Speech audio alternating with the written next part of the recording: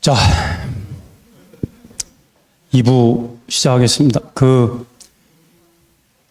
숨은 그림 찾기 하신 분이 두 분이 맞히셔가지고, 제가 설마 했는데 맞히셔가지고, 저도 잘 몰랐거든요. 근데 와서 증거를 들이미시는 바람에, 제일 큰 분 찍으면 될것 그런 것 같아요. 그래서, 다음 시간에 제가 좋은 거 들고 오겠습니다. 좋은 거 들고 오고요.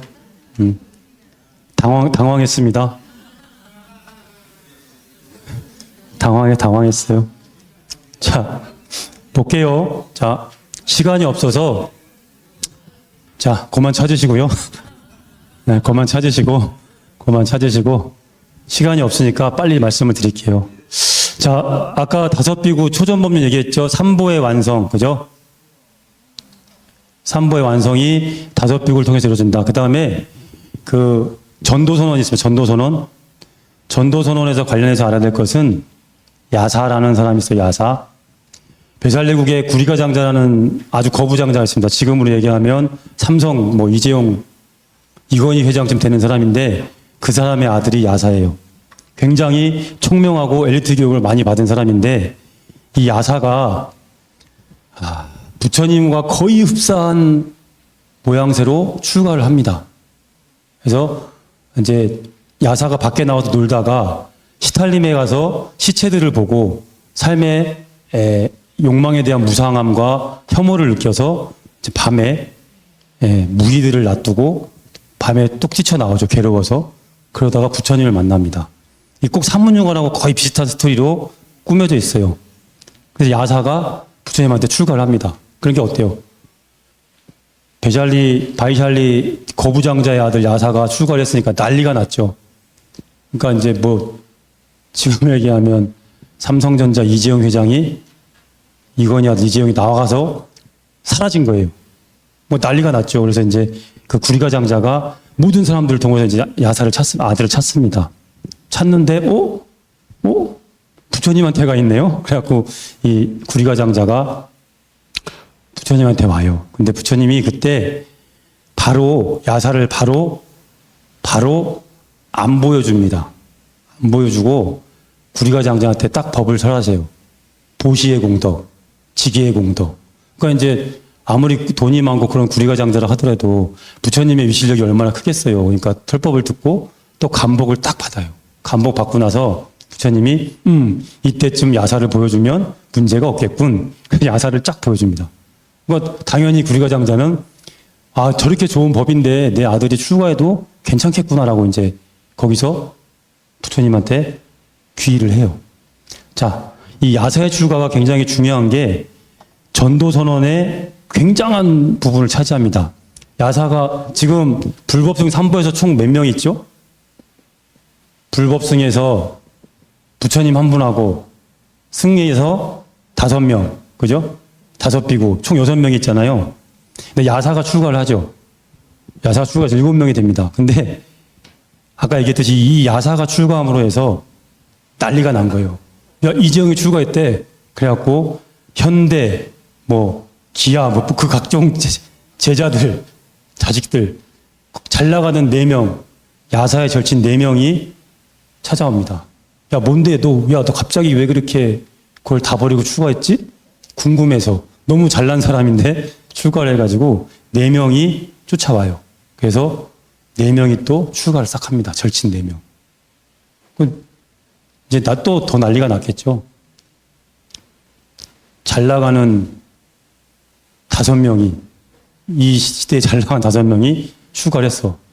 그러니까 야사의 어릴 적 친구, 동네 때부터 같이 살았던, 그러니까 요 4명은 절친이고, 이 야사 어렸을 때부터 알고, 이렇게 아르마리로 알아오던 사람들, 50명이 단체로 옵니다. 그래갖고 출가를 해요.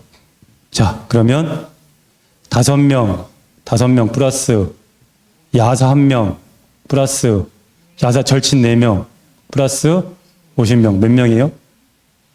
60명입니다. 이 60명을 갖고 부처님이 됐어 이제 전도선언을 하시는 거예요. 그래서 이 아사의 출가가 굉장히 중요한 의미를 갖습니다. 그래서 경전에는 세상에는 61명의 아라한이 있었다라고 이렇게 표현이 돼요. 부처님 빼고 60명. 그래서 부처님이 60명을 가지고 전도선언을 합니다. 전도선언에서 알아야 될 것은 그 전도선언의 전도의 목적, 그다음에 전도의 대상, 전도의 방법, 그것만 좀 아시면 되는데요. 페이지를 보면 105쪽입니다. 105쪽이고요. 그 인용 부분을 한번 볼게요. 인용 부분에 보면 인용 부분 105쪽입니다. 수행자들이여 나는 이미 그것이 천계의 것이건 인간계의 것이건 일체 속발로부터 해탈했다. 그러니까 나는 이미 해탈했다 그걸 선언하신 거예요. 그리고 니들도 그대들 그러니까 60명이죠. 그대들도 또한 천계와 인간계의 일체 속발로부터 자유롭게 되었다. 그러니까 우리 61명은 전부 아라한이야. 그러니까 지금부터 전법을 가자라고 말씀하시는 거예요. 그대들도 또한 천계와 인간계의 일체 속박으로부터 자유롭게 되었다. 수행자들이여 이제 모든 천인과 인간들 속에서 그들을 제도하라. 많은 사람에게 이익이 되고 많은 사람들에게 안락을 주기 위하여 현실 속에서 구체적인 이익과 안락을 위하여 속히 떠나가라. 이 부분이 뭡니까? 전도의 목적입니다. 뭐예요? 많은 사람들에게 이익을 주라고. 특히 여러분들 중요한 게 현실 속에서 구체적인 이익과 안락이에요. 이것은 나름 굉장히 중요한 포인트입니다. 내세의 안락, 죽어서의 영생이 아니에요. 그 순교하시는 분들, 저 자살 테러범들 보면 꿀 안에 보면 자살 그걸로 순교하면 어떻게 돼요? 30 몇 명의 천녀들이 나와서 이렇게 맞이한다 하잖아요. 그런 것들을 근거로 내 생의 행복을 근거로 현생을 포기하게 만드는 순교 논리들이 많거든요. 근데 부처님께서는 뭐냐면 현실 속에서 구체적 이익과 안락을 위하여, 그러니까 현실 속에서 중생의 고통을 외면하지 말아라는 말씀을 하신 겁니다. 이거 굉장히 중요한 얘기예요. 근데 이것도 아까 말씀드렸던 두카의 의미를 살펴보셔야 돼요. 이것이 현실적인 이익과 안락을 주라고 했더니 뭐 그 사람 뭐 돈을 많이 벌게 해주고 뭐 즐거운 느낌을 갖게 해주고 막 그런 게 아니라는 거죠. 이걸 정확히 초전 법륜에 의거해서 두카의 입장에서 봐야 되는 거예요. 현실 구체적인 이익과 안락이라는 것은 그 사람의 번뇌를 줄여서 정말 나쁜 하지 말아야 할 짓을 함으로 해서 벌어지는 그러한 행위들을 못하게 함으로 해서 그 사람들의 행복과 이익을 이끌어주라 그 얘기입니다. 그러니까 번뇌를 없애주라는 얘기랑 똑같은 거예요. 그래서 그 다음에 방법이 나옵니다. 마을로 들어갈 때는 홀로 스스로 갈 것이다. 왜 두 사람이 가지 말라 그래요? 그렇죠. 오늘 정답을 많이 말씀하시네요. 두 번째 말씀. 네. 두 사람이 함께 가지 말라. 네. 그래서 정말 효율적으로 더 많이 전법을 하기 위해서 이렇게 하십니다. 그 다음에는 그 방법. 처음도 좋고 중간도 좋고 끝도 모두 올바르게 설해서 의미가 분명하고 어구가 명료하여 의심이 없도록 하라. 자, 처음에는 부처님 말 얘기하다가 나중에 본인 자랑이나 아니면 돈 얘기한다. 그러면 어때요? 처음은 좋지만 중간하고 끝은 좋은 게 아니죠. 그것은 부처님의 전도 방법이 아니고 부처님의 법에도 맞지 않는 겁니다. 수행을 많이 하신 분들이 많이 했다고 하는 분들이 처음에 부처님 법을 얘기하다가 나중에 본인 자랑하고 수행력 얘기하고 그런 것들도 한번 재고해 봐야 되는 부분이에요. 그 다음에 수행자들은 항상 원만 구족하여 청정함 범행을 보여주어라. 이것은 아까 그러니까 수행자들의 위 또한 그 포교의 전법의 방법이 될 수 있으니까 들어갈 때 항상 여법하게 들어가라 그 말씀하시는 건데요. 실제로 그 5비구 중에 아싸지 비구 마지막에 깨달은 아싸지 비구가 있는데 그 아싸지 비구의 그 위를 보고 아무 설법도 안 했어. 아싸지 비구 그냥 걸어만 갔어요. 쭉 여법하게 걸어만 갔는데 그 모습을 보고 신도분들이 신심이 나서 불문에 귀의한 신뢰들이 나옵니다. 그래서 수행자들은 항상 원만 구족하고 청정한 범행을 보여주어라 이렇게 말씀하십니다. 그래서 나도 이제 곧 우루벨라 병장촌으로 가서 그들을 위해 법을 설하랴. 당신도 이제 혼자 가신다는 거죠. 자, 우루벨라 병장촌이 어디예요?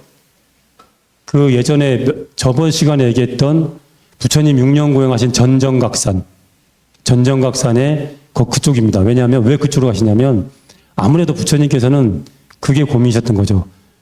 저 열심히 저 열심히 고행하는 사람들을 조금 방향만 틀어주면 저 정진력이 있으니까, 정진하는 힘이 있으니까 조금 방향만 틀어주면 굉장히 깨달을 가능성이 크겠구나 라고 해서 항상 공부했던 사람들, 정진력을 갖고 있던 그 사람들을 항상 염두에 두시고 이제 포교를 선택하신 거예요. 그래서 처음에 5비구를 선택할 때도 마찬가지셨고, 당신이 직접 6년간 고행했던 둥계수아리, 그 시체들만 버렸던 그 천한 곳, 음침한 곳, 그 어두운 곳으로 당신이 직접 가서 우르벨라 병장촌으로 가서 그들을 위해 법을 설하겠다라고 말씀하십니다. 이것이 이제 전도선언의 내용이에요. 그래서 전도선언은 이 목적, 현실 속에서 많은 민중들에게 구체적인 이익과 안락을 주기 위해서. 그 다음에 방법은 이제 혼자 가지 말고, 둘이 가지 말고 혼자서. 그 다음에 마지막 대상은 뭐냐면, 세상의 많은 중생들은 업장이 두텁지 않고 마음이 더러우며 적게 물들었으며 번뇌가 엷어서 선근이 성숙되었으나 바른 법을 듣지 못하고 고통받고 두려워하고 있는 이들이 있다. 그러니까 뭐냐면 선근은 있는데 바른 법을 듣지 못해서 괴로워하는 사람들이 많다는 거죠. 그래서 처음부터 이 독하고 표독한 번뇌가 많은 사람들을 대상했던 것이 아니고 조금만 이끌어주면 바로 바른 길로 돌아올 수 있는 사람들, 그런 사람들 대상으로 해서 전도 선언을 하신 겁니다. 자, 그 다음에 보시면, 그래서 이제 아까 야사가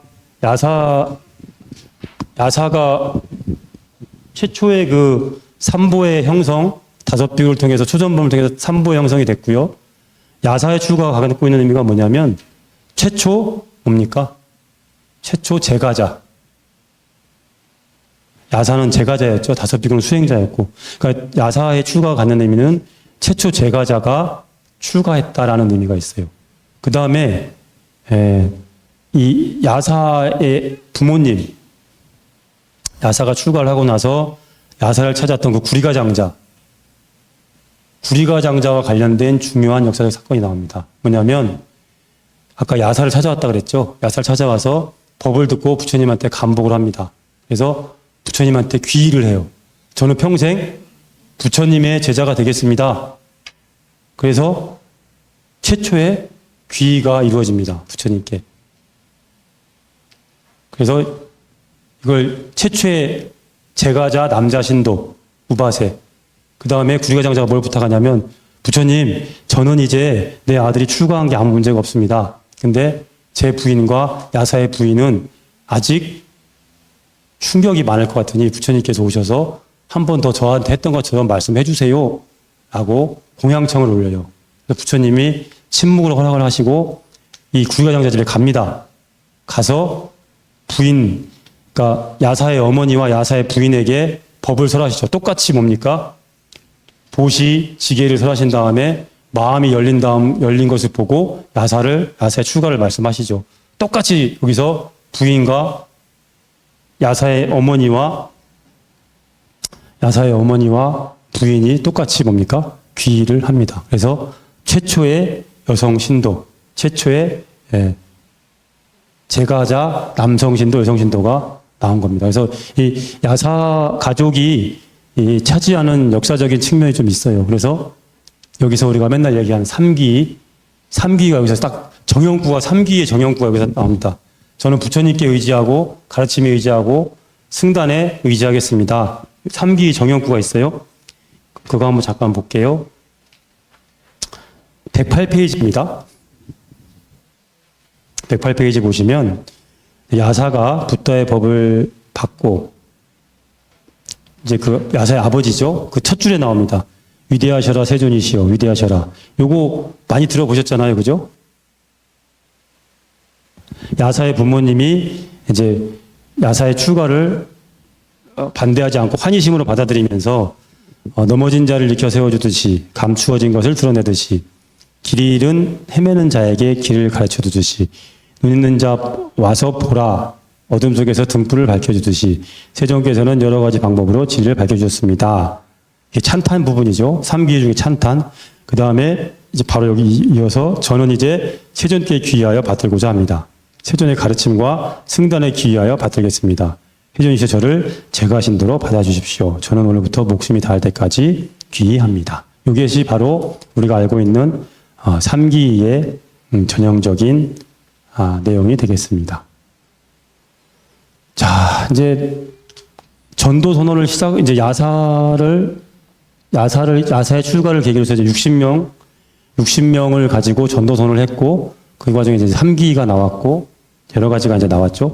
그 다음에 이제 45년간 부처님께서는 이제 끊임없이 전도를 하십니다. 이제 그 중에서 뭐 여러 가지 교화사들이 많죠. 뭐 이제 뭐 비구니 승단을 만든 거, 그 다음에 뭐 앙굴리말라, 살인자 앙굴리말라를 교화시킨 부분, 여러 가지 내용이 나옵니다. 그 중에 뭐 교화의 몇 장면 중에 조금 뭐 좀 재밌다 그럴까요? 뭐 흥미스러울 것들이 몇 가지가 있는데, 우리 대승경전에 보면 1250인구 나오죠. 1250명의 비구대중과 함께 사위성에서 뭐 쭉 나와서 1250인구 이시세존 식시 차거지바 쭉 나오잖아요.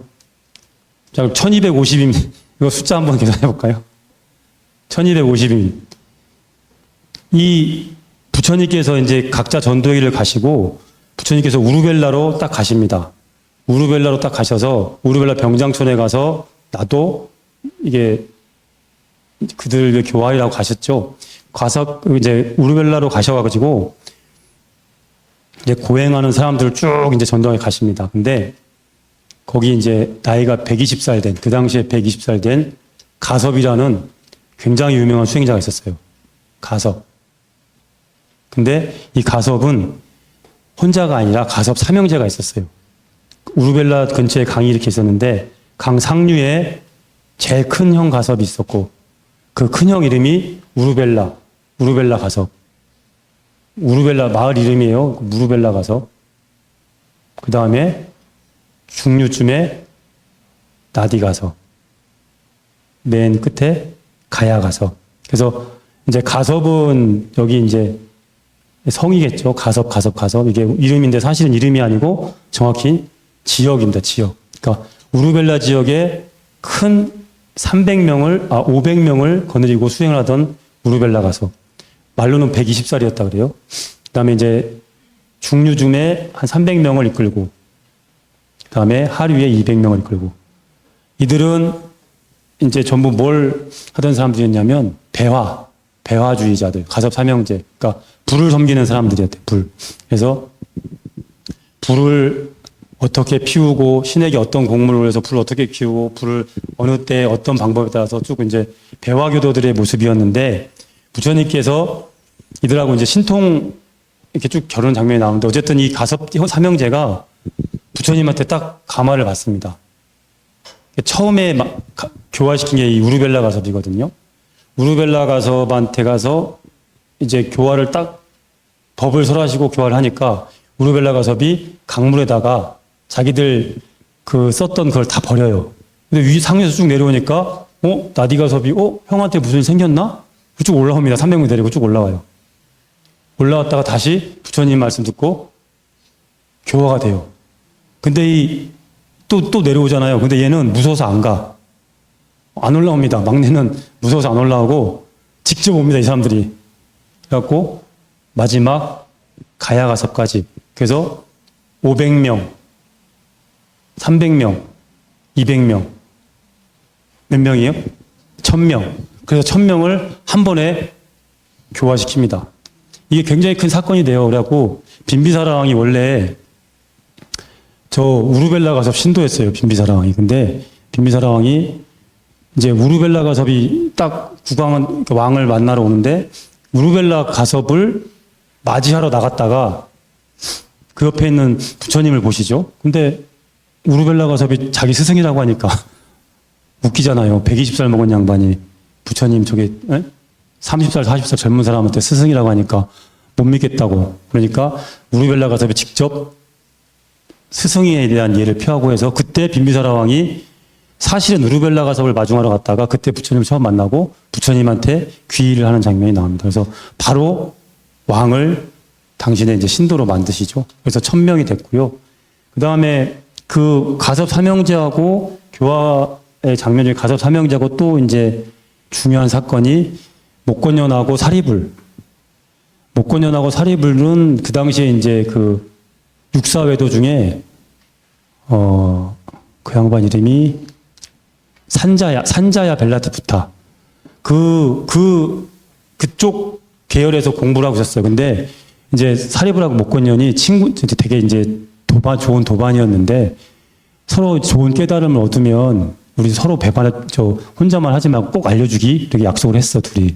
그래갖고 이제 둘이 어떻게 하다가 부처님을 알게 돼가지고 야, 부처님이 나왔다는데 한번 가보자. 그래서 이제 부처님 말씀을 듣고 부처님께 또 이제 귀의를 하게 되죠. 그래갖고 자기 스승한테 옵니다. 500명 거느리고 있는 스승한테 와요. 와가지고 스승님, 우리 가서 들어봤는데 저 부처님이라는 사람이, 붓다라는 사람이 너무 좋은 말 하더라. 우리 같이 가서 공부합시다. 근데 뭐 육사회도 산자야는 그럴 마음이 없죠. 그러니까 이제 그럴 수는 없다. 그러니까 이제 500명 제자들 중에 산자야를 따르는 250명만 남고 250명은 사리불하고 목건년을 쫓아옵니다.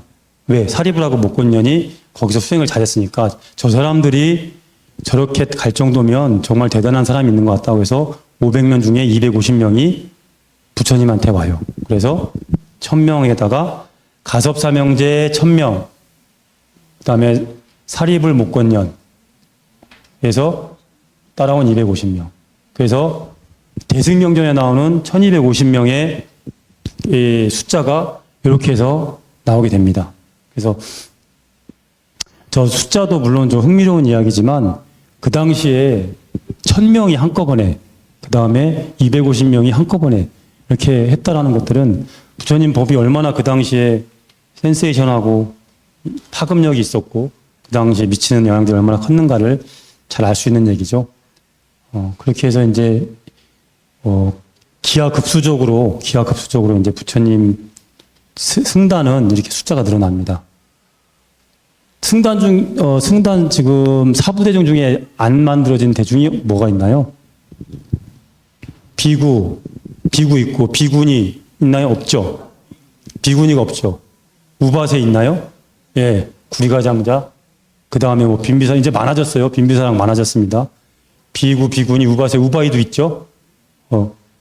우바이 중에 유명한 사람은 비사카라는 여성이 있어요. 비사카.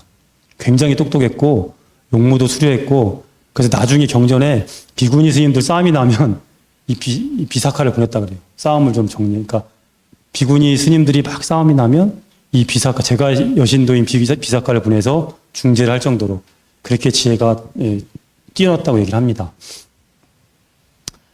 그러면 비구니 승단, 사부대 중에 완벽한 성 형성은 언제 되나요? 부처님께서는 원래 이제 그 비구니 승단을 허락을 안 하셨습니다. 안 하셨고요. 그 당시에는 사성계급보다도 더 엄격했던 게 남녀차별이었어요. 그래서 여러분 우리나라에 삼종지도 있었던 거 아세요? 삼종지도. 여성이 따라야 할 3가지 도는 뭐 도겠어요. 개뿔, 그게 무슨 도야. 그죠? 근데 어려서는 아버지를 의지하고, 결혼해서는 남편을 의지하고, 그 다음에 늙어서는 자식을 의지하고, 그게 3종지도입니다. 3가지 의지에 종속되어 있는 것. 그러니까 여성을 한 개인으로 안 봤던 거죠. 근데 인도에도 있었고, 더 심했고. 그래서 인도는 여성들의 이름을 부르지 않고 뭐뭐의 그렇게 해서 이렇게 여성들을 많이 불렀다 그래요. 근데 이제 여성들이, 그러니까 거기도 3종지도가 있었기 때문에 주체적인 삶을 살기가 좀 힘들었겠죠. 근데 이제 어떤 일이 벌어지냐면 석가족에서 부처님을 따라서 아까 야사도 뭐 50명 한꺼번에 출가하고 막 출가를 많이 하니까 석가족 사람들이 또 얼마나 우리 고향에서 성인이 났는데 얼마나 더 출가를 많이 했겠어요. 그러니까 석가족에 어떤 일이 벌어지냐면 여성들만 남아서 아버지도 없는 여성, 그러니까 아버지가 출가한 사람, 자식이 출가한 사람, 남편이 출가한 사람, 그런 사람들이 되게 많아지는 거예요. 그러니까 석가족에 부처님이 이제 출가하시고 교화를 한 20년 하시고 나서 한 20년 정도 흐르니까 석가족에 그런 여성이 한 500명 정도 그러니까 500명 정도가 삼종지도에 의해서 의지할 데가 없어진 거예요. 근데 그 당시에는 삼종지도에 속하지 않으면 잡아다가 노예로 쓸 수 있었다 그래요.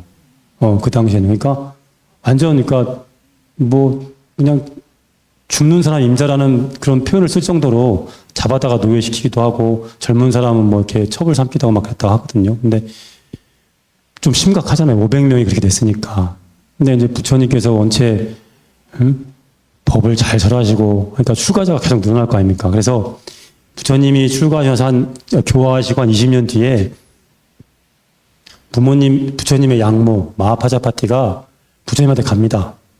도저히 못 살겠다. 우리를 출가시켜주라. 500명이 와요. 부처님한테 출가시켜달라고. 사실 그러니까 부처님의 아버지가 돌아가시고 나서 부처님의 어머니 입장에서는 봐보세요. 남편 죽었죠. 아버지는 원래 일찍 돌아가시고 없었을 거고 자식도 출가했고 심지어 라훌라 손자까지 딱 가보니까 아무도 없는 거예요. 그러니까 이제 그 양모 마하파자파티 입장에서는 나도 이제 아무도 없는데 주변에 야소다라도 마찬가지죠. 야소다라도 남편 출가하고 아들 출가하고 아무도 없는 거예요. 그런 석가족의 여인들이 500명. 그래서 가서 이야기합니다. 우리를 받아주십시오. 근데 부처님이 오케이 했을까요?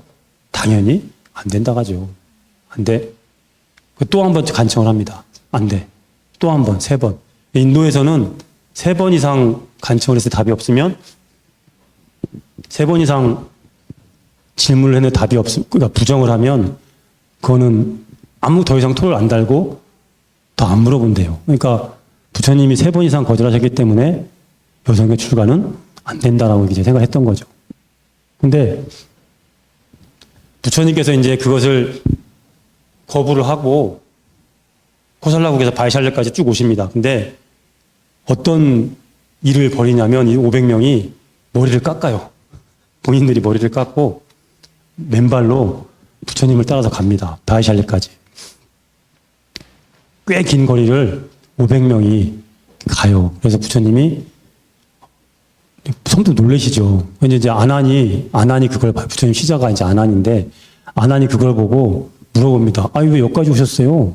그 마하파자파티한테 출가를 하고 싶고 우리는 의지할 데가 없는데 부처님은 우리를 출가를 허락하지 않으신다.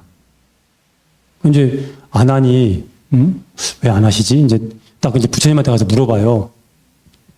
부처님 출가를 허락하지 않으셨습니까? 나 허락하지 않았다. 아난이 되게 머리가 똑똑한 게 질문을 따르게 던집니다. 출가를 왜 안 받아주세요? 그렇게 물어본 게 아니라 여성은 출가해서 수행하면 깨달음을 얻을 수 없습니까? 딱 물어봐요. 아닌데? 깨달을 수 있는데? 아, 그래요? 근데 왜 출가를 안 시키시나요? 이렇게 질문을 물어봅니다. 그러면서 한 얘기가 아니 부처님 생각해 보십시오. 저 양모는 부처님 친모가 돌아오고 나서 평생 부처님을 그렇게 아끼시고 잘 가꾸시고 부처님 오늘까지 있겠는데 깨달음을 얻을 수 없다라면 출가하는 것이 의미가 없지만 여성도 출가해서 깨달을 수 있다 하면 왜 출가를 안 시킵니까? 부처님이 거기서 이제 생각을 접으시고 그래 알았다 그러면 출가를 허락합니다. 그래서 바이샬리에서 500명의 여성이 부처님한테 출가를 허락받고 드디어 사부대중이 완성이 되죠. 첫 비군이 500명이 이제 승단이 됩니다. 근데 이제 그때 이거는 좀 이제 여러 가지 이제 살펴볼 것들이 있는데 그때 부처님 8가지 조건을 다루셔요. 비군이 팔경법. 그건 다음 시간에 한번 얘기를 잠깐 할 건데 굉장히 남녀 차별 조항이거든요. 100세 된 비군이도 하루 된 비구한테 절을 하게 돼 있어요. 되게 지금 오 하시잖아요. 지금 분노가 갑자기 부처님, 예? 부처님께서는 되게 평등주의자인 줄 알았는데 그렇게 했다고? 그 남녀가 그 다음에 뭐 여성을 되게 그 번뇌 유발자, 번뇌를 만드는 종족으로 표현한 그런 내용들이 나옵니다. 그래서 8가지를 조건으로 부처님이 출가를 허락하시는데, 그게 지금 우리가 잘못 알고 있는 내용이에요. 그래서 그 부분을 다음 시간에 한번 짚으려고 하는 게 뭐냐면, 부처님께서 겉으로 보기 8가지 굉장히 차별적 조항인 것 같은데, 그 다른 스님들이나 이제 학계에서는 어떻게 하냐면, 야, 그래도 그 차별적 조항이지만, 그래도 출가를 시킨 게 어디냐라고 이렇게 위로를 해요.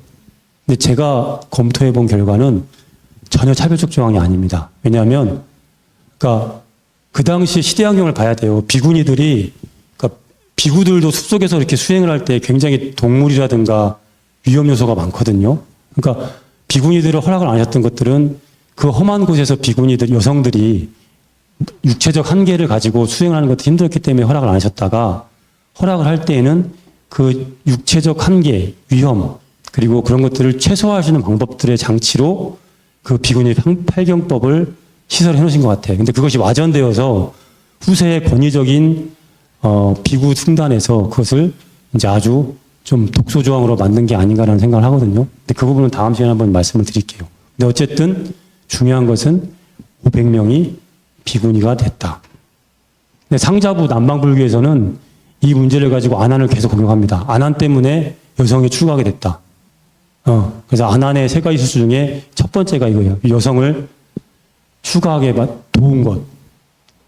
안한이 굉장히 그래서 공격을 받습니다. 근데 사실은 여성은 출가하면 안 되나요? 되잖아요. 그죠? 되죠? 되는데 그 당시에 이제 그 당시 사회관념으로는 받아들이기 어려웠던 거죠. 그래서 안한을 공격하고 심지어 어떤 일이 벌어지냐면 불멸 후 100년 뒤에 비구니 제도를 없앱니다. 남방불교에서. 그래서 남방은 아직도 비구니가 아니고 띨라신, 머리를 깎고 그냥 공부하는 사람들 신분이 있어요. 우리나라 한국만큼 대승불교권만큼 비구니가 이렇게 잘 대접받는 곳은 없습니다. 그래서 100년 뒤에 뭐 바로 비구니 제도를 없앴다 그래요. 그럼에도 불구하고 어쨌든 부처님께서는 비구니 500명을 만들어서 명실상부한 사부대중이 되었다. 그거 이렇게 알고 계시면 될 것 같고요. 그 다음에 이제 춘다 열반, 부처님 열반하고 이제 부처님이 79세 돼가지고 이제 계속 안거를 한 곳에서 보내시다가 79세에 이제 열반을 위해서 여행을 떠나시거든요. 그것을 이제 기록한 게 열반경입니다. 열반경. 근데 열반경 처음에 보시면 이제 마가다국이 이제 바치족을 침공하려고 부처님께 묻는 대목이 나와요. 근데 그런 것들 쭉 하다가 부처님이 이제 1년 열반을 선언하시고 나서 춘다의 공양을 받게 됩니다. 그러니까 결정적 계기가 이제 춘다의 공양이라고 하는데 우리가 이제 춘다는 들어보셨죠? 춘다의 공양은 대장장이 아들입니다. 근데 하루는 부처님께서 이제 유행을 하시다가 대장장이네 그 망고숲에 가서 딱 참선을 하시는데 사람들이 이제 야, 니네 가수원에 부처님 오셨대. 하고 이제 춘다 갑니다. 가서 이제 보니까 너무 거룩하고 멋있잖아요. 그래서 공양청을 올리죠. 그래서 부처님께서 이제 허락하십니다. 그리고 그 다음날 공양을 가시고 결정적으로 거기서 이제 탈이 나시죠. 그래서 이제 춘다의 공양이 뭔가를 가지고 이제 학계에서는 논란이 많았어요. 그 스카라 마타바 들어보셨나요? 스카라 마타바가 이제 그것이 뭐 돼지고기 음식이다. 그러니까 부처님께서 걸리셨던 것이 이제 혈변을 보시고 했다라는 거 보면 아마 식중독이 아니었을까 이렇게 생각을 하는데 그때 춘다가 올렸던 여러 가지 공양 중에 하나가 스카라 마타바라는 게 있었대요. 스카라 마타바가 있었는데 부처님께서 딱 공양을 보시고 춘다에게 저거 스카라 마타바 이리로 갖고 와. 나한테만 줘. 아무한테 다른 비구니 주지 말고 당신만 딱 덜으시고 나머지는 어떻게 해요? 춘다보 갖다 묻으라고 얘기합니다. 이거 갖다 빨리 묻어라. 그러니까 천신이나 이 3계에서 이 스카라 마타바 공양을 받을 수 있는 사람은 열애밖에 없다. 그리고 당신이 조금 덜으시고 그것을 갖다 묻으라 그래요. 그래서 스카라 마타바를 드시고 이제 부처님께서 고통의 이제 시작이 되십니다. 그래서 스카라 마타바가 뭘까? 사람들이 이제 연구를 많이 했는데, 돼지고기, 그러니까 스카라는 돼지란 뜻이고요. 마타바가 그 벵갈어로, 그쪽에 그 인도 오른쪽이 벵갈만이잖아요. 벵갈어로 뭐 토란인가 뭐 그렇대요. 그럼 뭐 이제 지역하면 뭐 돼지 토란 뭐 그런 건데, 아까 앞에 그 스카라 때문에 사람들이 돼지고기 요리가 아닌가라는 생각을 하는 것 같긴 한데, 여러분 돼지 감자 아시죠? 돼지 감자 할 때 그 돼지가 동물 돼지가 아니잖아요.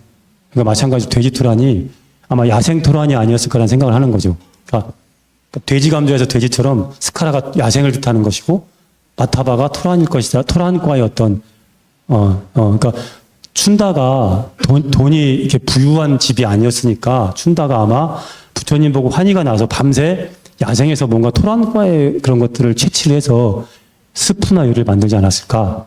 그래서 그걸 이제 공양을 만들었는데 거기에 아마 이제 토란은 실제로 독이 있고 하잖아요. 뭐 이렇게 같은 야생 식물 중에는.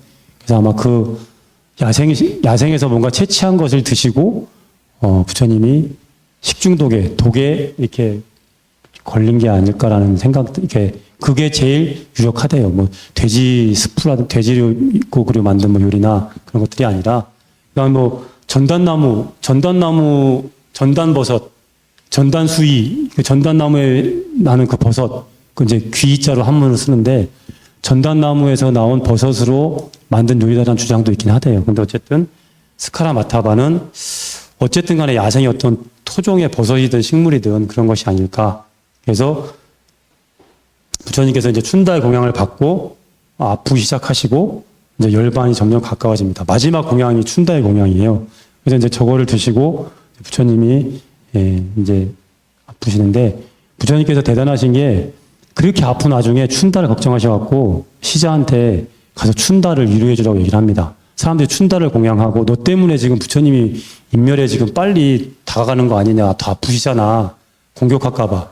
야, 수자타는 그렇게 공양 올리고 좋은 공덕을 받았는데 네 공양은 부처님을 아프게 했다. 얼마나 너 공양 잘못했네 막 그럴까봐 부처님께서 직접 시자를 불러서 춘다한테 얘기하라고 합니다.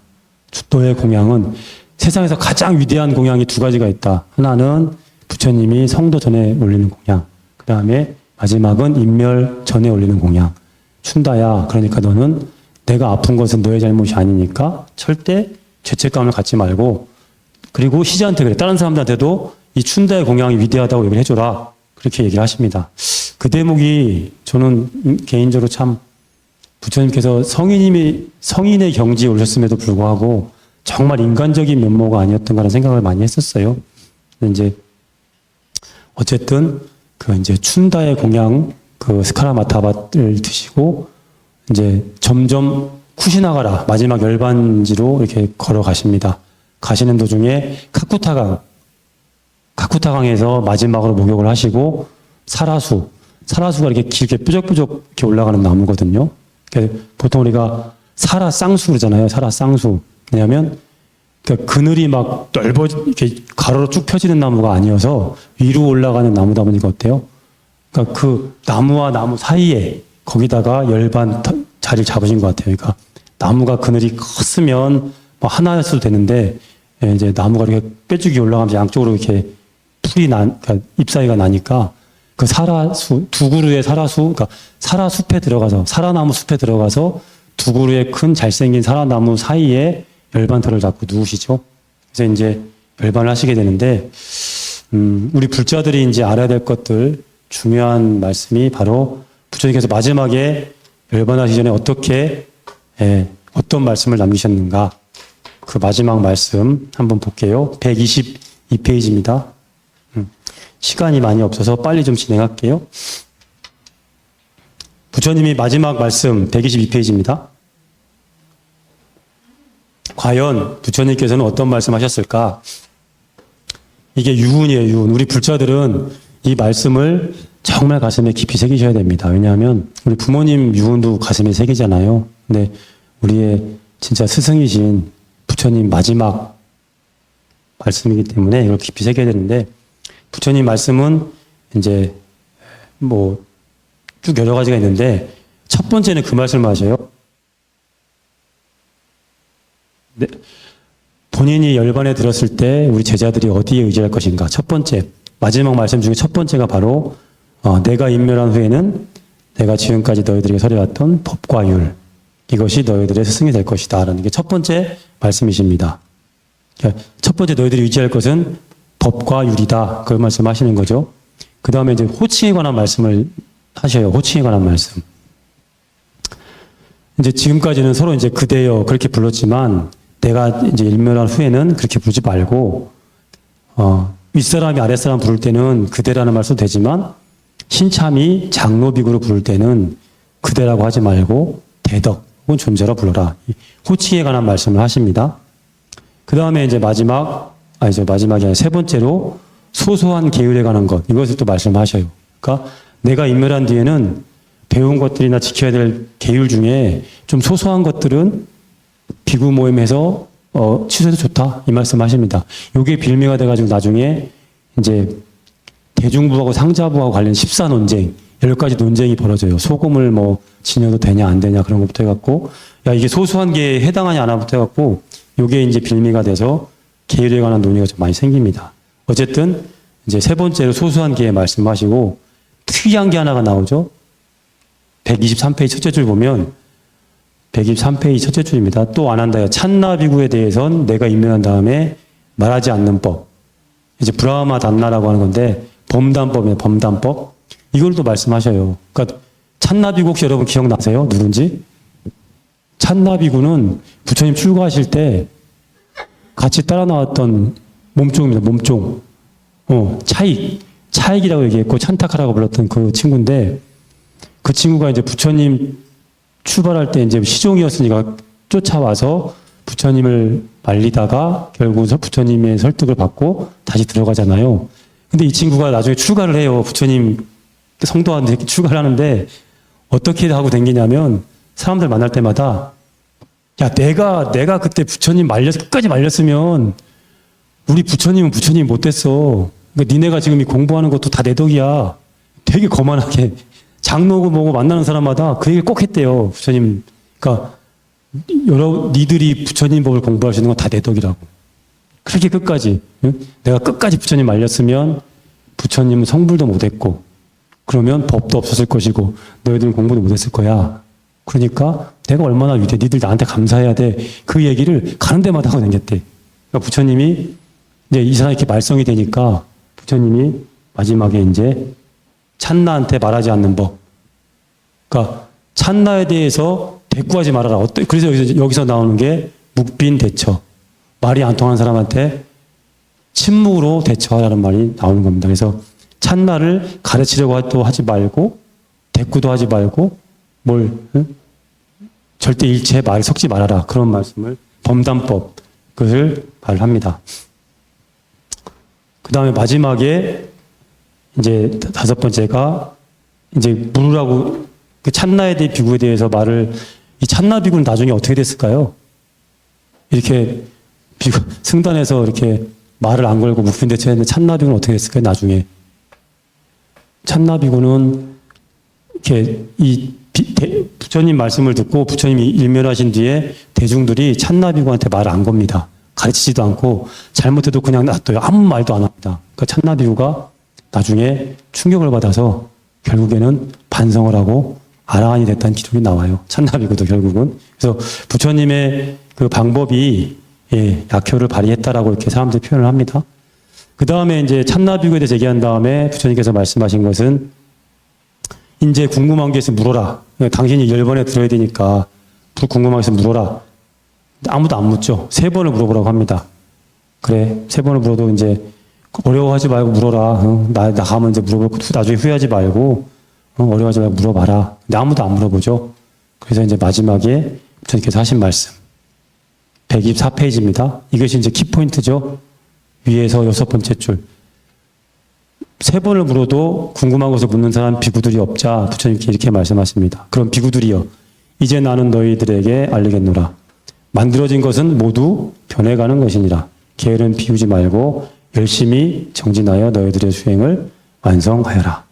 이게 최후의 말씀이십니다. 그러니까 최후의 말씀을 좀 큰 범위에서 보면 이제 나중에 이제 비구들이 제자들이 의지해야 할 곳 법과 율에 의지해야 된다. 그 다음에 서로에 관한 호칭. 그 다음에 이제 소속에는 파해도 좋다.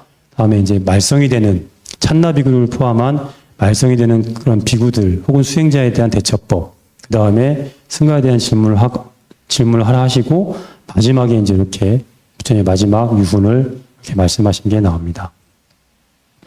요거는 이제 기억하고 계셔야 돼요. 다른 건 기억 안 하셔도, 게으름 피우지 말고, 그러니까 방일하지 말고, 열심히 정진하라. 이제 보통 그렇게 알고 있는데, 너희들의 수행을 완성하여라까지 이렇게 깊이 좀 마음에 새겼으면 좋겠습니다.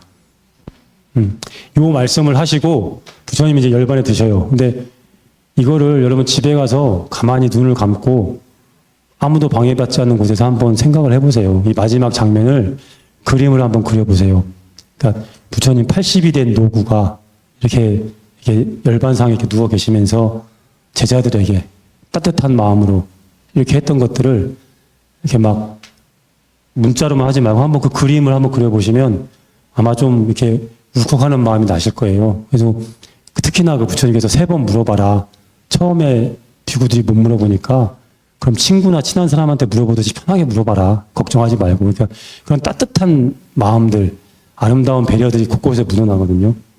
그다음에 당신도 아무리 깨달았다고 하시지만 얼마나 제자들이 걱정되셨겠어요. 두고 떠날라니까. 그러니까 마지막에 이제 하셨던 깨달음 방일하지 말고 열심히 공부해라.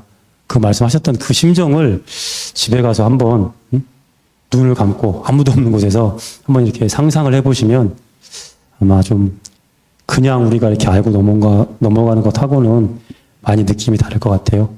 그 말씀을 하시고 부처님께서 이제 열반에 드십니다. 열반에 드실 때는 초선에서부터 2선, 3선, 4선, 식무변처 쭉쭉쭉 상수멸정까지 가서 다시 초선까지 내려오시고 초선부터 다시 4선 가서 4선에서 열반에 드십니다. 그래서 이제 4선에 열반에 드시고 부처님께서 이제 열반에 들자 사람들이 이제 경전에는 어떻게 나오냐면 지혜로운 사람들은 침묵으로 슬퍼하였고 지혜롭지 못한 사람들은 머리를 풀어헤치고 땅을 치며 통곡하며 이렇게 울었다 그래요. 그러니까 어차피 생과 사라는 것들이 어차피 만나면 한번 헤어지는 것들이 이치잖아요. 그래서 지혜로운 분들은 슬펐지만 그 추모하는 마음을 간직하고 슬펐지만 어쨌든 막 이렇게 정신을 놓지는 않았는데 좀 공부가 덜 된 사람들은 머리를 산발하고 소리를 지르면서 대성통곡을 했다라는 표현들이 나오긴 나옵니다. 어쨌든 이제 부처님은 인멸을 하셨죠. 인멸을 하시고 나서 7일간 이제 부처님의 유해를 모시고 이제 사람들하고 추모를 합니다. 그런 과정에서 부처님께서 법열을 펼치셨던 부처님의 법을 펼쳤던 여러 곳에서 부처님이 돌아가셨으니까 화장을 하고 난 뒤에 사리를 분배를 좀 하자라고 이렇게 많은 나라에서 사신을 보내요. 사신을 보내는데 이제 그 쿠시나가라의 쿠시나가라의 사람들은 야 그거 우리나라에서 부처님이 일부러 우리나라까지 우리 지역에 와서 열반하셨는데 그렇게 못해. 그러고서 이제 사리 분배를 딱 거부를 합니다. 그래서 사리 분배를 거부를 하니까 분위기가 험악해지죠. 그래갖고 전쟁까지 날 이제 상황에 가는데 그때 이제 도나바라문이라고 하는 바라문이 제안을 하죠. 부처님께서 평생 가르치신 게 화합과 공존인데 사리 때문에 싸우면 되겠느냐. 그러지 말고 8개로 딱 나누자. 8개로 나누자. 그래갖고 8개의 나라에서 사신을 파견을 했거든요. 마가다고 꼬살라고 여러 군데에서 이게 했는데 그러지 말고 사리 분배를 하자. 그래갖고 8부분으로 나눕니다. 8부분 나누고 부처님의 유해를 담았던 그 항아리는 이제 도나바라문이 이거는 나 주세요. 내가 가지고 가서 그러니까 유해를 담았던 항아리를 가지고 가서 나 이거 가지고 탑 세우려니까 이거 주세요. 가져가고 마지막에 한 나라에서 늦게 와요. 늦게. 그래서 와가지고 사리를 달라고 하니까 이미 분배가 끝났는데 주겠어요? 안 주죠. 야, 사리는 없으니까 저기 타다 남은 제가 쟤를 가져가라. 쟤를 가져갑니다. 그래서 이 지구상에 부처님이 열반하신 후 8개의 제대로 된 사리탑이 나오고 그 다음에 하나의 항아리탑 나오고 하나의 제탑. 그래서 총 부처님 인묘로 10개의 사리탑이 나오게 됩니다. 8개의 사리탑, 하나의 항아리탑, 하나의 제탑. 그래서 나오게 되고요. 지금 8개 탑 중에 근데 그 나중에 이제 아쇼카 왕이 그거를 탑을 다 헐어서 부처님 유적지마다 기념이 될 만한 곳에 다 다시 분배를 해요. 근데 그 8개의 그 최초 8개의 진신사리를 모셨던 진신사리 탑 가운데 지금 발견된 탑은 딱 3가지입니다. 세 군데밖에 없어요. 삐뿌리 하와하고 앙그라함 탑하고 바이샬리 탑. 그 사진에 찍었던 그 지붕에 있는 것이 바이샬리 탑이고요. 삐뿌리 하와하고 앙그라함 탑은 거기 그 3가지 그 두 곳을 포함해서 그 3가지만 발견되고 나머지 5곳은 아직 발견이 안 됐다 그래요. 근데 어쨌든 이제 그렇게 해서 부처님 탑이 8군데 새겨지게 됩니다. 시간이 많이 없어서 자세하게 설명을 못 드렸는데 나중에 좀 자세히 읽어보시고요. 여러분 부처님 생애는 그때 말씀드렸지만 자세한 역사적 사실은 모르셔도 돼요. 여러분들 모르셔도 되는데 어떤 걸 아셔야 되냐면 이것을 어떻게 내 삶으로 받아들일 것인가라는 것 하나하고 오늘 부처님께서 말씀하셨던 마지막 유훈 방해하지 말고 열심히 정진해서 수행을 완성해라. 요거는 꼭 마음에 새기셔야 됩니다. 부처님 뭐 사리탑이 어디 있고 그런 거 몰라도 돼요. 몰라도 되고 부처님이 당신의 장래를 물어보는 아난한테 표현이 뭐라고 나오냐면 열애의 장래 따위는 이렇게 표현합니다. 장래 따위는 신경도 쓰지 마라. 수행자들 니들은 공부만 해라. 이거는 장래는 열애의 장래는 제가자들 중에 신심이 좋은 사람들이 알아서 할 것이다라고 딱 그렇게 자르셔요. 그러니까 우리 그 부처님의 제자라고 하면 반드시 뭐 역사적 사실을 아는 것도 물론 중요하지만 그것보다는 부처님 마지막 말씀처럼 공부를 더 열심히 하는 게 중요하다. 그 공부는 마음 공부. 그 마음 공부는 고를 제대로 알아야 된다. 아까 말씀드렸던 고에 대한 이해를 바탕으로 내가 아닌 것과 나 참나인 것을 정확히 구분해서 아는 것들이 중요하다라는 말씀을 드립니다. 다음 시간에는 뭐 간단하게 뭐 그동안 배웠던 거 얘기하고요. 좀 논란이 될 만한 것들 몇 가지 짚고 정리하면서 강의를 마치도록 하겠습니다. 오늘 여기까지 할게요. 감사합니다.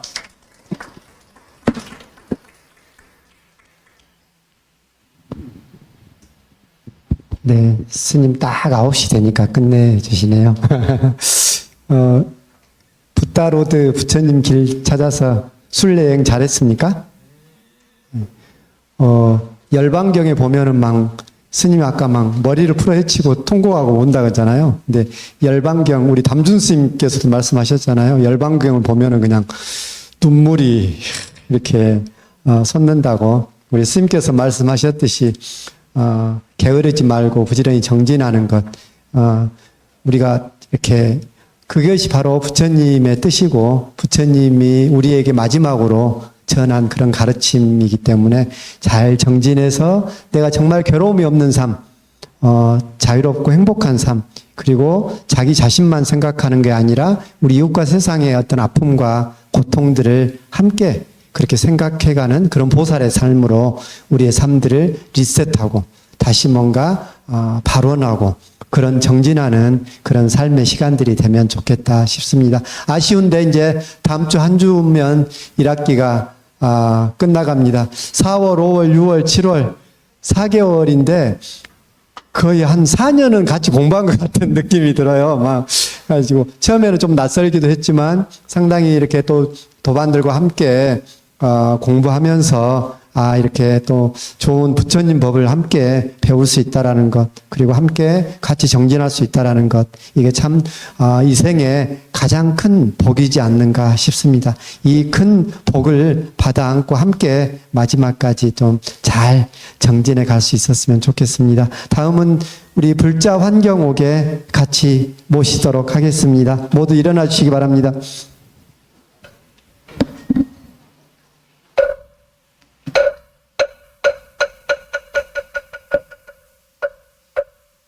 불자 일 참기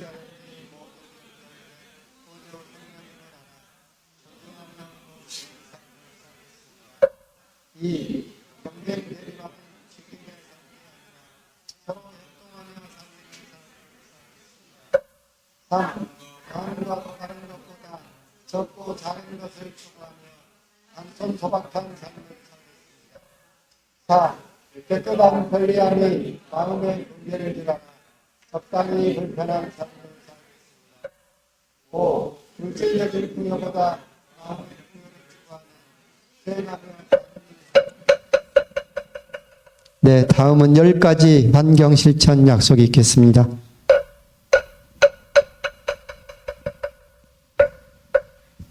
열 가지 환경 실천 약속. 1. 친환경적으로 만들어진 윤리적 제품을 쓰겠습니다. 2. 일회용으로 만들어진 물건을 사용하지 않겠습니다. 3. 필요 없는 물건은 소유하지 않고 이웃과 나누며 살겠습니다. 4. 적게 구입하고 적게 쓰고 적게 버리겠습니다. 5. 사용하는 물건도 아끼고 다시 쓰고 오래 쓰도록 하겠습니다. 6. 육식보다는 채식 위주의 식생활을 하겠습니다. 7. 음식을 남기지 않는 빈그릇 운동을 실천하겠습니다. 8. 살아있는 생명을 죽이지 않고 살리는 활동을 하겠습니다. 9. 지구를 지키는 교육과 실천 활동을 후원하거나 참여하겠습니다. 10. 기후위기에 대응하는 정책을 지지하거나. 네, 마지막으로 불자들의 4가지 큰 서원인 사홍서원 모시도록 하겠습니다.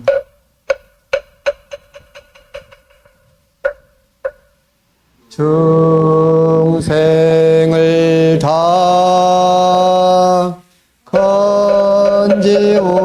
건지오리다. 번뇌를 다 끊으오리다.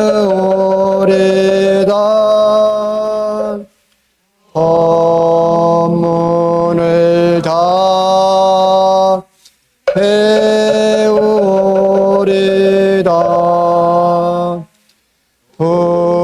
불도를 다 이루리다. 다 함께 성불하십시오.